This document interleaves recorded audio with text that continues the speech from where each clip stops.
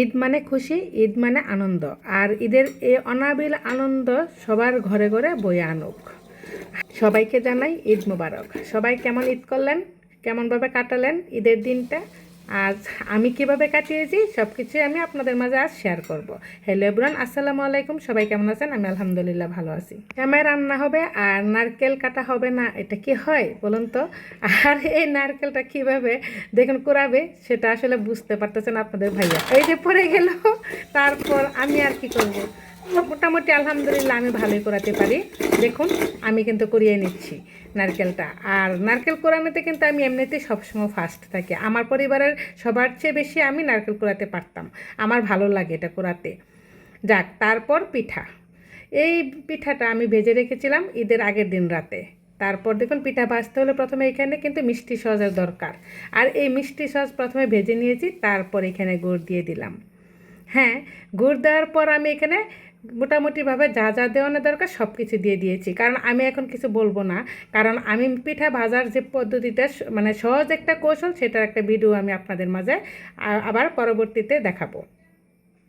এক এক করে কিন্তু আমি পিঠাগুলো ভেজে নিচ্ছি দেখুন। আর ফুল পিঠা নরসিংদীর ঐতিহ্যবাহী পিঠা। আর এই ফুল পিঠা থাকবে না, এটা কি করে হয়? ফুল পিঠা না থাকলে তো আমার মনে হয় যে আমার মধ্যে ঈদই নেই, ঈদের কোনো আমেজই নাই। আর সেই ছোটোবেলা থেকে দেখে আসছি যে ফুল পিঠা আমাদের থাকতে হবে, সেটা হলো আমাদের নরসিংদীতে। আর আমাদের নরসিংদীতে পিঠা এবং সেমাই, এটা তো সেমাই তো সবার এখানেই থাকে, কিন্তু ফুল পিঠা থাকতে হবে। তারপর সেমাই রান্না।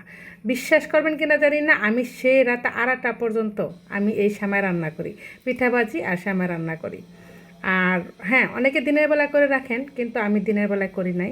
একটাই কারণ হলো আমি মিষ্টিটা কেমন হয়েছে, ঠিকমতো হয়েছে কি না, সেটা তো আর আমি দেখতে পারবো না রোজা রেখে, তাই না? এজন্য কিন্তু আমি এইভাবেই করে নিয়েছি। আর রাত আমার সব সময়, আমার এই যত বছরের বিবাহিত জীবন, সব সময় আমি রাতের বেলায় করে রাখি মোটামুটি সেমাই এবং পিঠাটা, অন্য আর কিছু না। তারপর এখানে আমি কিন্তু 2 রকমের সেমাই রান্না করেছি। এক হলো লাচ্ছা সেমাই আর আরেক হলো নোয়াবি সেমাই। দু রকমের সেমাই কিন্তু আমি রান্না করে ফেলছি এখানে। আর দুটার রেসিপি কিন্তু আলাদা আলাদাভাবে আমি আপনাদের মাঝে অবশ্যই শেয়ার করব। আর যেভাবেই করেছি পুরোটাই শেয়ার করব ইনশাল্লাহ। তারপর সত্যি ঈদ আসলে এমন একটা জিনিস, ঈদের আনন্দ কিন্তু ঈদের আগেই হয়ে যায়।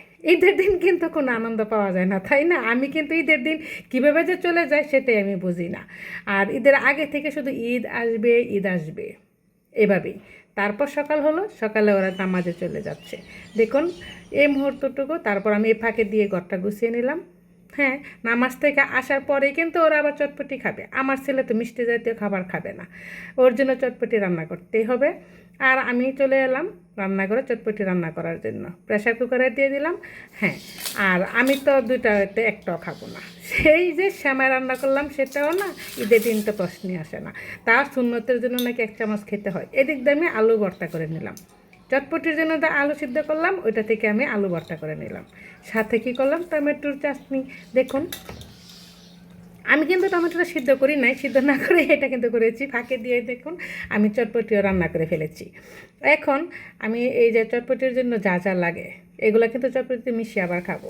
সব শেষে রান্না করে শেষ আলু ভর্তা করলাম, খেয়ে নিলাম সকালের নাস্তা। জানি না সকালের নাস্তাটা সবাই এভাবে করে কিনা। তারপর মাংস রান্না করলাম। এদিক দিয়ে কিন্তু আমি কাঁচা আমের দেখুন জুস করে নিলাম। এখানে পুদিনা পাতা দিলাম, ধনে পাতা দিলাম, কাঁচা আম দিয়ে মোটামুটি এভাবে একটা জুস তৈরি করে ফেললাম। এটা কিন্তু আমার থাকাই লাগবে, কারণ কাঁচা আমের জুসটা থাকলে আমার মনে হয় যে অনেকটাই ভালো লাগে খেতে। দেখুন এই দিক দিয়ে রান্না করতেছি মাংস, ওই দিক দিয়ে কিন্তু করতেছি। তারপর আমার নানা সেরা আসলো সন্ধ্যাবেলা। সন্ধ্যা না, ঠিক বিকালে আসছে। আমরা সন্ধ্যা একটু ঘোরাঘুরি করলাম ভিতরেই, আমাদের কোয়ার্টারের ভিতরেই। তারপর একটু আইবিতে গেলাম, এখানে গিয়ে একটু সবাই নানা আসে, 3 ছেলে, ছেলের বউ, নাতি নাতি যা আছে সবাই চলে আসছে, একটু মজা করলাম। আর এই ছিল আমার ঈদের দিনটা। তারপর আইবিতে একটু বসলাম ভিতরে। আর আমার আজ ঈদের দিনটা আপনাদের মানে কাটানোর যে মুহূর্তটা ছিল আপনাদের কাছে কেমন লেগেছে প্লিজ আমাকে একটু কমেন্টসে জানাবেন।